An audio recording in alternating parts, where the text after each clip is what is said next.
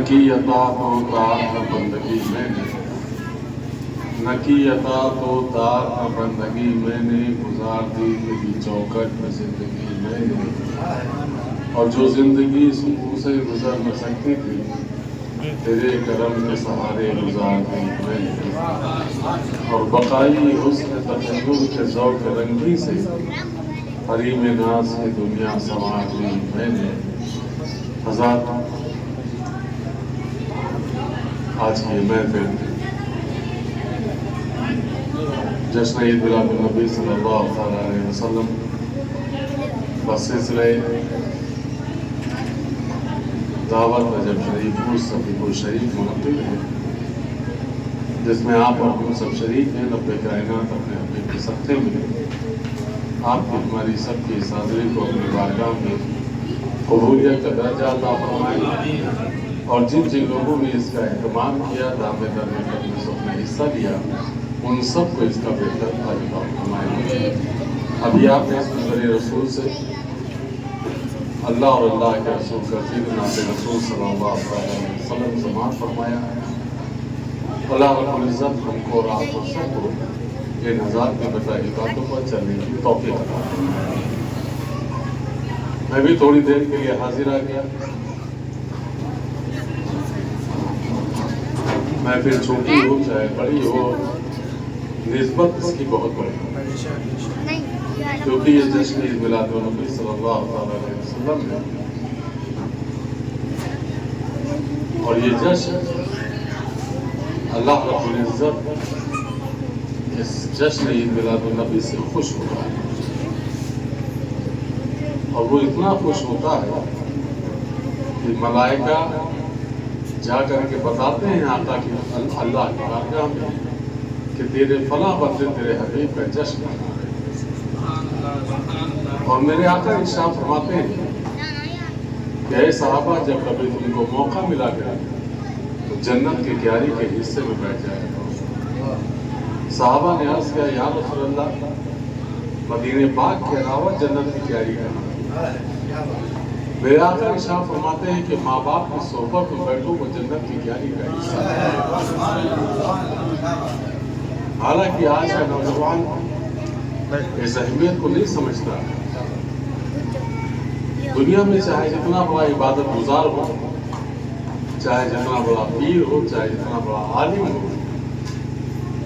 چاہے وہ ہر وقت اللہ کی بارگاہ کا سجدہ ریز رہتا ہو، لیکن اگر اس کے والدین اس سے خوش نہیں ہے تو اس کی ساری عبادت اس کے منہ پہ مار دی جائے گی، کوئی چیز اس کے کام نہیں آئے گی۔ اور صرف ایسا ہی نہیں ہے، ایک صحابی رسول بیمار پڑے گئے اور ان کی ذاکری کا وقت آ گیا، یعنی روح نکلنے کا وقت آ گیا، لیکن ان کی روح نہیں نکل گئی۔ تمام صحابہ نبی کی بارگاہ میں حاضر ہوئے، ارشاد فرماتے ہیں، یا رسول اللہ، ایک صحابی رسول ہے، ان کی روح نہیں نکل رہی، آپ دعا فرما دیں کہ ان کی روح نکل جائے۔ میرے آقا ارشاد فرماتے ہیں کہ ان کی والدہ حیات ہیں، جو ان سے ناراض ہیں، جا کر کے ان سے کہو کہ وہ ان کی خطاؤں کو معاف کر دے تو ان کی روح پرواز ہو جائے۔ تمام صحابہ ان صحابی رسول کی والدہ کے پاس پہنچے، لیکن ان کی والدہ کا دل اتنا دکھا ہوا تھا کہ انہوں نے کہا کہ ہم اپنے بیٹے کی خطا کو معاف نہیں کر سکتے۔ صحابہ نے آ کر کے پھر نبی کی بارگاہ میں عرض کیا کہ یا رسول اللہ، وہ خطا معاف کرنے کو تیار نہیں ہے۔ میرے آقا ارشاد فرماتے ہیں کہ جاؤ ان سے کہنا کہ وہ ان کی خطا کو معاف کر دیں، ان کی شفاعت کی ذمہ داری میری ہے۔ پھر صحابہ آئے، جا کر کے پھر کہا، وہ ارشاد فرماتے ہیں کہ بے شک میرے آقا کے ہر فرمان پر ہمارا ایمان ہے، لیکن میرے بیٹے نے مجھ کو اتنی اذیت دی ہے، اتنی تکلیف دی ہے کہ میں اس کی خطا کو معاف نہیں کر سکتا۔ پھر آ کر کے صحابہ نے آقا کو بتایا، آقا خود تشریف لے گئے۔ جیسے ہی انہوں نے آقا کو آنکھوں میں دیکھا، آقا کے قلب میں راستہ کہا، یا رسول اللہ، میرے بیٹے نے مجھ کو اتنی اذیت دی ہے کہ جب میں اس کی اذیت کو یاد کر لیتی ہوں تو میری روح کانپ جاتی ہے، اس لیے میں اس کے خطا کو معاف کرنے کو تیار نہیں ہوں۔ میرے آقا صحابہ کی طرف مخاطب ہوئے، اور ارشاد فرماتے ہیں کہ جاؤ جنگل سے لکڑیاں بین کے لاؤ اور ان کا ایک ڈھیر بناؤ اور اس میں ایک آگ لگا دو، جب آگ دہکنے لگے تو وہ صحابی رسول کو اس میں ڈال دیں۔ اتنا سننا تھا کہ ان کی ماں کہاں گئی، کہا یا رسول اللہ آپ ہمارے بیٹے کو جلائیں گے؟ یہی سے پتہ چلتا ہے کہ ماں کا دل کتنا نرم ہوتا ہے، کتنا پاک اور صاف ہوتا ہے اپنے بیٹے کے لیے۔ وہ فوراً طلب جاتی ہے کہ یا رسول اللہ آپ ہمارے بیٹے کو جلائیں گے؟ تو کہا کہ تم ان کی خطاؤں کو معاف نہیں کرو گے، ان کی روح جسم سے نکلے گی نہیں، ان کی روح کو نکالنے کے لیے کچھ نہ کچھ تو ایسا کرنا ہی ہوگا کہ ان کی روح جسم سے نکل جائے۔ یہی پر ایک بات اور عرض کر دوں آپ سے کہ کہیں کہیں کتابوں میں آیا ہے کہ جب انسان کے جسم سے روح نکلتی ہے تو اتنی تکلیف ہوتی ہے کہ جیسے ایک کپڑا دھونے کے بعد نچوڑا جاتا ہے، اس طریقے سے انسان کے جسم سے روح نکلتی ہے۔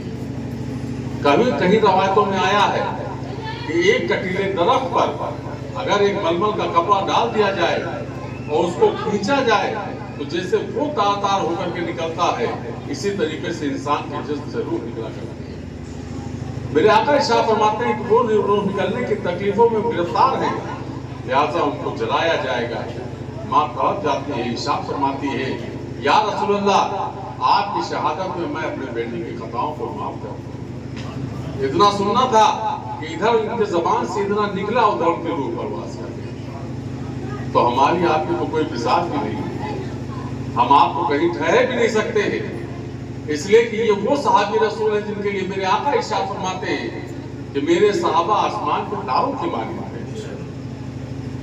اللہ رب العزت ارشاد فرماتا ہے کہ میرے یہ نبی کے صحابہ جنتی، ان کا یہ حال ہے، تو ہم آپ کو کہیں ٹھہر بھی نہیں سکتے ہیں۔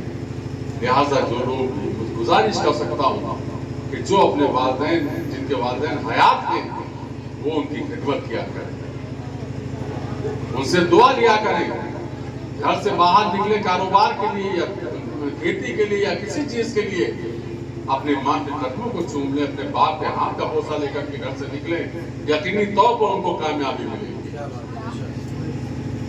میرے آقا ارشاد فرماتے ہیں کہ ماں باپ کی صحبت میں بیٹھو وہ جنت کی تیاری کا حصہ ہے۔ صحابہ نے عرض کیا یا رسول اللہ جن کے ماں باپ حیات نہ ہو وہ کہاں جائیں؟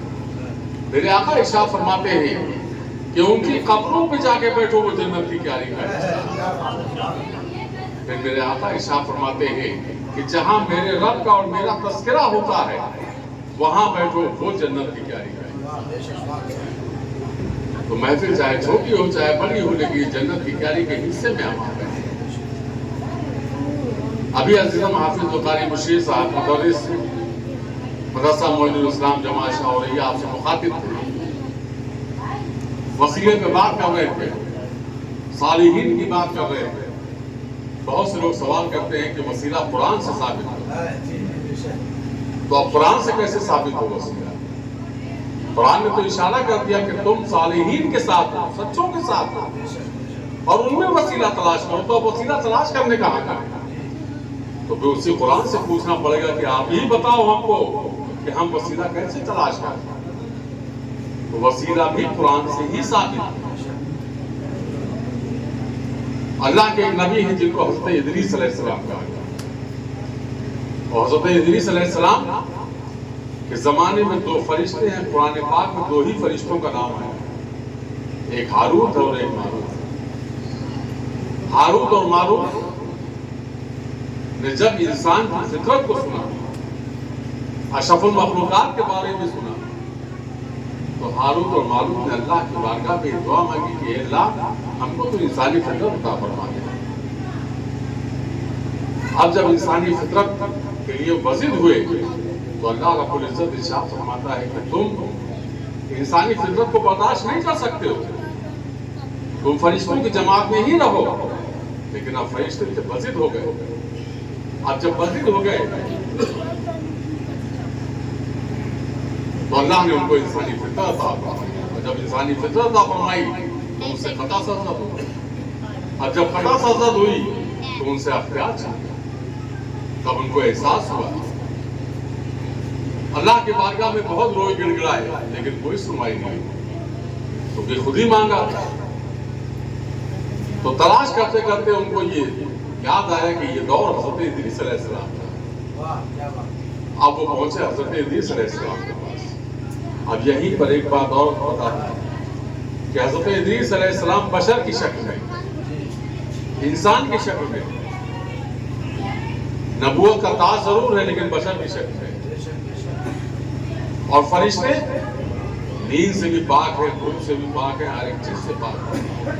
फरिश्तों का काम सिर्फ अल्लाह और उसके बंदों के बीच की रजा के लिए, उनकी जिम्मेदारियां हैं। लेकिन वो फरिश्ते एक बशर के पास पहुंचते हैं और अपनी फरियाद अर्ज करते हैं कि आप हमारे लिए अल्लाह की बारगाह में दुआ फरमा दीजिए कि अल्लाह हमको अपनी खताओं को माफ फरमा दे और हमको वापस फरिश्तों की जमात में शामिल कर दे। हज़रत इदरीस अलैहिस्सलाम इरशाद फरमाते हैं कि फरिश्तों, तुमको क्या लगता है कि अल्लाह हमारी बात को सुनेगा? बेशक सुनेगा। आप अल्लाह के नबी हैं, आपकी बात को वो रद्द नहीं करेगा, मुझे यकीन है। इसलिए आप वसीला बने, हमारे लिए दुआ मांगे। हज़रत इदरीस अलैहिस्सलाम ने दुआ मांगी। इधर हज़रत इदरीस अलैहिस्सलाम ने दुआ मांगी, उधर फरिश्तों की खताएं माफ कर दी गई और उनको फरिश्तों की जमात में शामिल कर दिया। ये वसीले की पहली शुरुआत है। अल्लाह का बेपनाह शुक्र और एहसान है कि हम आप सब वसीले हुए, सब वसीले के साथ जुड़े हुए हैं। लेकिन इस वसीले के साथ जुड़ने का मतलब ये नहीं है कि हम किसी भी बारगाह से वाबस्ता हो जाएं तो हमारे लिए सब माफ हो जाए। हमारी जिम्मेदारी ये बनती है कि जब हम किसी अल्लाह के वली की बारगाह से वाबस्ता होते हैं तो पहली जिम्मेदारी हमारी ये है कि हम दीन की फरमाबरदारी करें, नबी करीम सल्लल्लाहु अलैहि वसल्लम की शरीयत पर अमल करें, सुन्नत मुस्तफा की पाबंदी करें और ऐसे गुलाम बन करके तब उनकी बारगाह में जाएं तो बेशक खाली दामन जाएंगे और फर के दामन। अल्लाह ने हमारे नसीब में भी ऐसा शेख अता फरमाया कि जिसको दुनिया ने शुमाली हिंद के अजीम रूहानी पेशवा आकाई व मौलाई मुर्शिदी व हबीबी हुजूर हज़रत सैयद शाह अलहाज मोहम्मद मशहूदुल्लाह उर्फ अब्दुल साहब क़िबला बक़ाई आसिमी सुम्मा समीपुर रिज़वान के नाम से जाने। उनके शहजादे, उनके लख्त जिगर हुजूर हज़रत सैयद शाह अलहाज मोहम्मद शाहिदुल्लाह उर्फ सैयद अलीम साहब क़िबला बक़ाई बोल सुम्मा समीपुर रिज़वान ने हमको भी दीन का काम अता फरमाया और वसीला भी अता फरमाया। जब दीन की खिदमत करने की बात आई तो करनेगंज में दारुल यतीमखाना सब्जा सन 1958 में था। आज अल्लाह का बेपनाह शुक्र और एहसान उसके हबीब का सत्ता है, करम है ताजदार समीतुल शरीफ का, तवज्जो हमारे शेख और फिजादी की ताउन हजरात का। आज जो हमारे लतीफ भाई का जुमला जिम्मेदारान को देते हो, लतीफ भाई को कोई कमीशन नहीं मिलता है, ये मेंबर रसूल है। इनको कमीशन मिलेगा कब? जब इनकी आंख बंद होगी तब वो कमीशन मिलेगा और इंशाअल्लाह वही कमीशन इनके लिए निजात का जरिया बनेगा। वो दारुल यतीमखाना सब्जा आज की तारीख में हिंदुस्तानी नहीं बैरूनी ममालिक में भी कोई दुनियावी दारू का मोहताज है। वहाँ के हुफ़ाज़ हिंदुस्तानी नहीं, Mauritius, south Africa, Sri Lanka, America, London, इन तमाम जगहों पर वहाँ पर दीन की खिदमत कर रहे हैं। और आप बहुत दूर न जाइए, तो बैठे हुए हैं जौरैया में उसी दारुल यतीमखाना सब्जा के एक ब्रांच मदरसा मुनीरुल इस्लाम था, जिसको हमारे पीरजादे ने कायम फरमाया था। आज ये उस समन के फूल बन करके इस अदारे को सींच रहे हैं। तो ऐसा हमको दीनी इखलास अता फरमाया कि दुनिया में जब भी वहाँ के पढ़े हुए बच्चे दुनिया में कहीं भी बिस्मिल्लाह पढ़ेंगे तो उसका अजर हमको और आपको मिलेगा और क़यामत। और जब वसीले की बात आई तो सभी खुश हैं जिसे मुकद्दस बारगाह के ज़ारों कशी अता फरमाए, वो मुकद्दस ज़मीन जहाँ 890 अल्लाह के वली आराम फरमाए, जिसको मदीनतुल औलिया कहा गया, औलियों का गढ़ कहा गया। हिंदुस्तान के अंदर जितने भी सलासिल हैं उन तमाम सलासिल के बुजुर्ग उस ज़मीन पर आराम फरमाए। वक्त बहुत बड़े आलिम, वक्त बहुत बड़े वली हज़रत मौलाना हशमत अली साहब खुदा शरीफ जब तशरीफ लाते हैं तो बस स्टॉप पर ही जूता उतारने लगते हैं। मुरीदीन ने अर्ज किया कि हज़रत आप यहाँ क्यों जूता उतार रहे हैं? तो मौलाना साहब क़िबला इरशाद फरमाते हैं कि ये हज़रत सफीकुल शरीफ है, यहाँ चप्पे चप्पे पर बुजुर्ग आराम फरमा है। حشمتگی میں اتنی ہمت نہیں ہے کہ وہ جوتا پہن کے چل سکے۔ اس مقدس سرزمین کی زار و کشی ہمارے شیخ نے جہاں اسی نسبت کے ساتھ 13، 14، 15 رجب کو عرس ہوتا ہے آقائے ولی نعمت حضور شاہ خالد صفی محمدی صفی رضوان کا، جن کے عرس کی دعوت دینے کے لیے میں حاضر ہوا۔ میں اپنے تاجداروں کی بارگاہوں کی خاک طے کرنا سزا ہونے کی حیثیت سے آپ عامی حضرات کو عربی 13، 14، 15 رجب، انگریزی 14، 15، 16 جنوری کو عرس ہونے جا رہا ہے۔ آپ عامی حضرات سے شرکت کی درخواست ہے۔ چونکہ میری بھی طبیعت مسلسل سفر کی وجہ سے ٹھیک نہیں ہے، جکڑن ہے بہت زیادہ، لیکن تقدیر بھائی اور آپ حضرات کی محبت یہاں تک کھینچ رہی۔ موسم بھی نہیں تھی کہ بارش ہو رہی ہے، انشاءاللہ زندگی بخیر رہی تو پھر ملاقات ہوگی۔ لیکن آخر میں صرف اتنا کہنا چاہوں گا کہ اپنی زندگی کو ایک بہتر زندگی بنائیے، برائیوں سے بچیے، اچھائیوں کی راہ پر چلیے، ایک بنیے نیک بنیے، پڑوسی کوئی ہو اس کے حقوق کا خیال رکھیں، اپنوں میں اتحاد پیدا کریے۔ دور بہت خراب ہے، اس میں سنبھل کر کے رہیے۔ انہی باتوں کے ساتھ میری بات اب السلام علیکم در بھائی